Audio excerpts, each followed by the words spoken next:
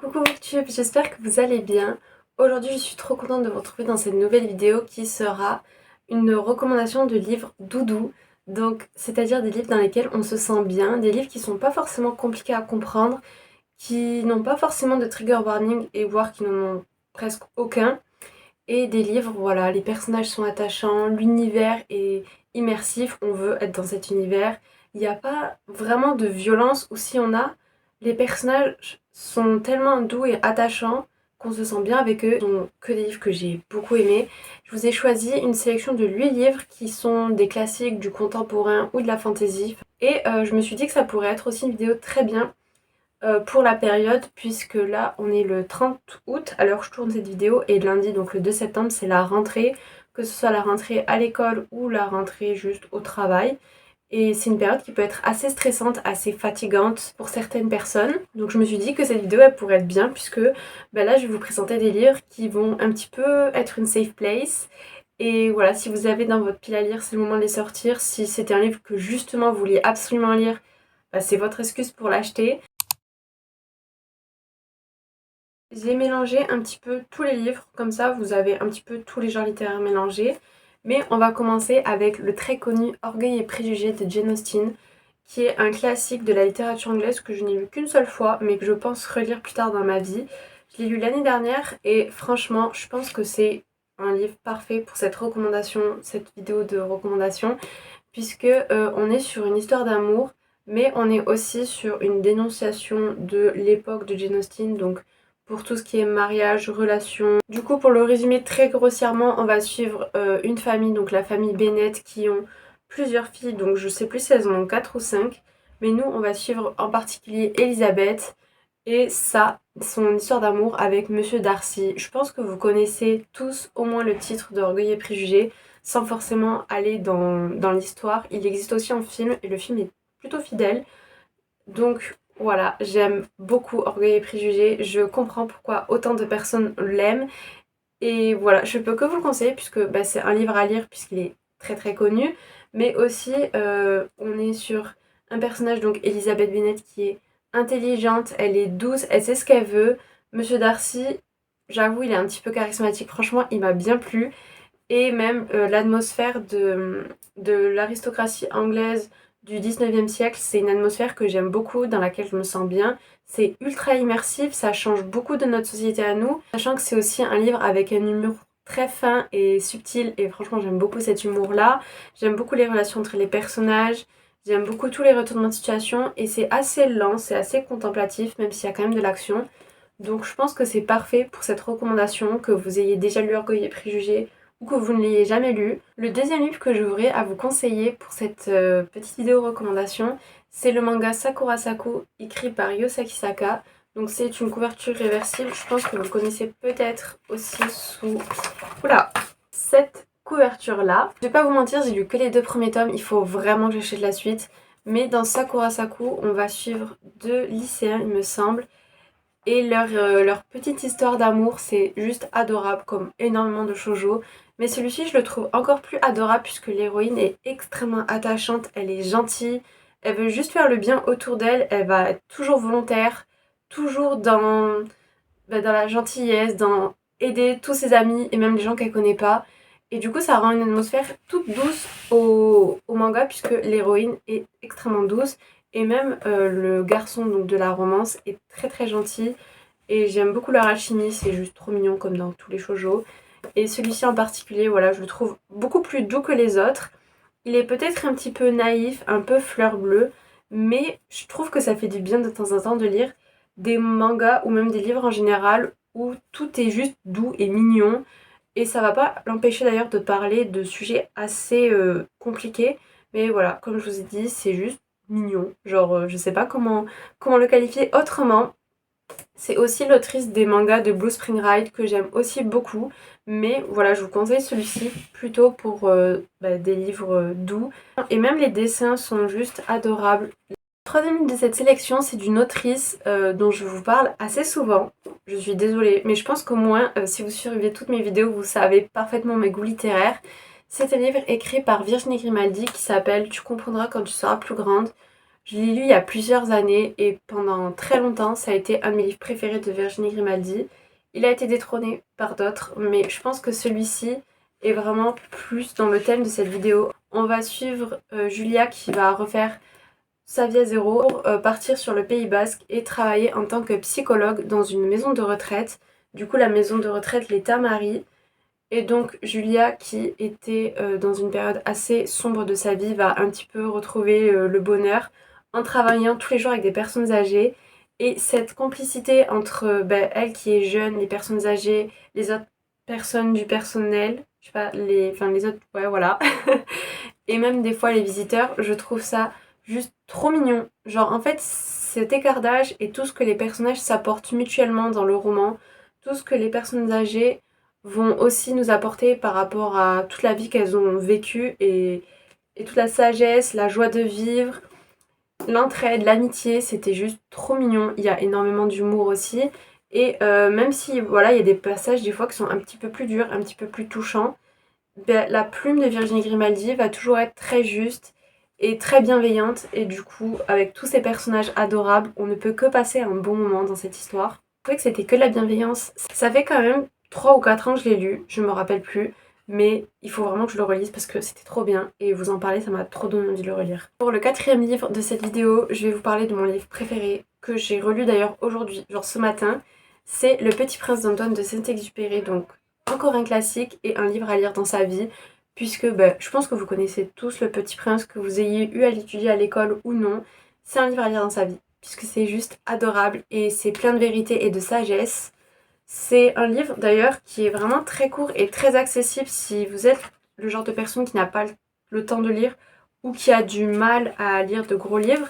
Il y a des dessins et tout, enfin, même si c'est un classique, que vous soyez à l'aise avec les classiques, que vous ayez des connaissances en littérature ou que vous lisez juste pour le plaisir, ce livre peut correspondre à tout le monde, à toute tranche d'âge, et ce n'est clairement pas un livre destiné qu'aux enfants, comme ce qu'on pourrait le croire, puisqu'il est souvent étudié, je crois, à l'école primaire et au collège.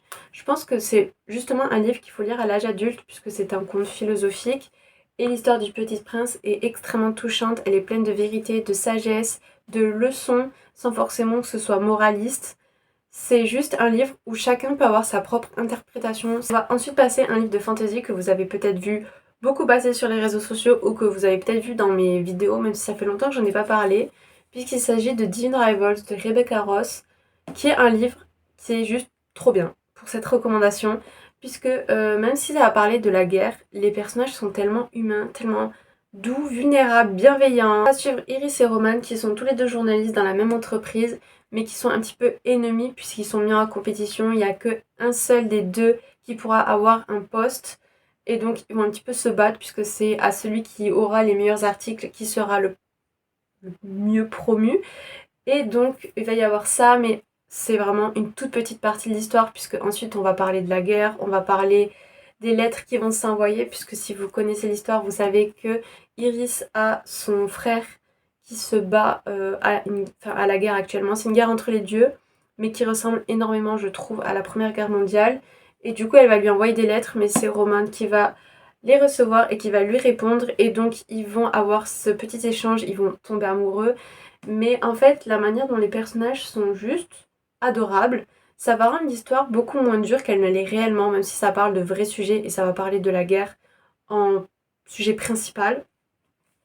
La manière dont tous les deux vont s'aimer, vont tomber amoureux, vont s'ouvrir l'un à l'autre, vont être bienveillants, vont vouloir faire le bien autour d'eux, vont vouloir dire la vérité sur ce qu'ils voient tous les jours, c'est juste trop bien et je pense que c'est une fantaisie dans laquelle on peut que bien se sentir du coup malgré les thèmes abordés, sachant que c'est pas forcément compliqué à comprendre et pour une première fantaisie c'est clairement accessible puisqu'il y a une grosse part d'amour mais même l'univers en question va plus ou moins ressembler à notre univers. Donc je peux que vous conseiller Divine Rivals, il est juste incroyable. Et une autre fantasy que j'ai à vous recommander, qui est doux plus par son côté jeunesse, c'est La vie sans vent, écrit par Éléonore de Villepoix. C'est une duologie que j'ai lue il y a quand même 4 ans, mais à chaque fois que je pense à elle, je pense au fait que c'est un livre juste trop mignon, parce qu'il y a des relations d'amitié entre les personnages. C'est genre une amitié tellement pure et tellement douce. C'est un livre dans lequel on est obligé de bien se sentir. Donc on va suivre d'un côté Lastianax qui a 19 ans et qui vient d'enfin terminer sa profession de mage. Sauf que son mentor va être assassiné, il va un petit peu enquêter sur cet assassinat puisque c'est extrêmement étrange. Et d'un autre côté, on va suivre Arca qui, elle, a 13 ans et qui arrive dans la ville d'Hyperborée qui est cette ville sous ce dôme. Et donc Arca, c'est une étrangère, elle va arriver là-bas avec un but bien précis qui est de retrouver son père. Et du coup, Lastianax et elle vont s'associer, vont s'aider mutuellement. Et donc c'est une amitié entre eux deux qui va naître. Il y a vraiment un grand frère et une petite sœur. Ils sont tellement mignons et la manière dont au début ils vont pas pouvoir se supporter et dont ils vont avoir des épreuves, ils vont s'entraider, ils vont se sauver la vie. Enfin, en fait, ils deviennent juste trop amis et leur amitié, elle est tellement douce. Vraiment, j'ai trop envie de relire La vie qui s'en vend juste pour ça. C'est un livre qui peut être destiné à de la jeunesse, mais que je pense que vous pouvez clairement lire en étant jeune adulte. L'avant-dernier livre que j'ai à vous recommander, c'est à nouveau un manga, et c'est le manga Blue Flag, écrit par Keito, qui est un manga en 8 tomes, et je crois que j'ai lu 5 tomes sur 8. Donc il me manque les 3 derniers, et il faut absolument que je les lise, puisque franchement ça fait ultra longtemps que j'ai commencé. Je pense que je suis un petit peu dans le déni de la fin, puisque c'est un manga tellement bienveillant.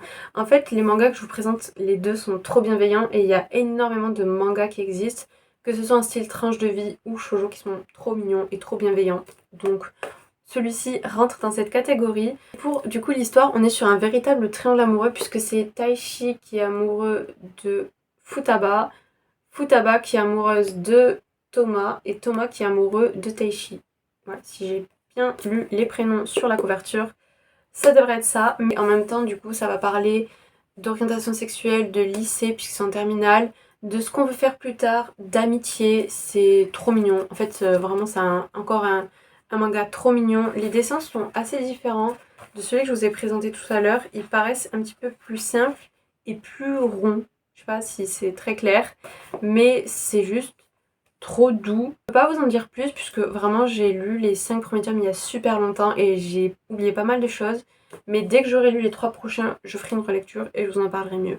Et enfin, le dernier livre que j'ai à vous présenter, c'est The Midnight Library de Matt Haig qui a été traduit sous le nom La Bibliothèque de Minuit. C'est pas un livre au début que je pensais vous parler dans cette vidéo puisqu'il va parler de mort et de suicide, de dépression, mais la morale qu'on en tire derrière est pleine d'espoir et pleine de vie.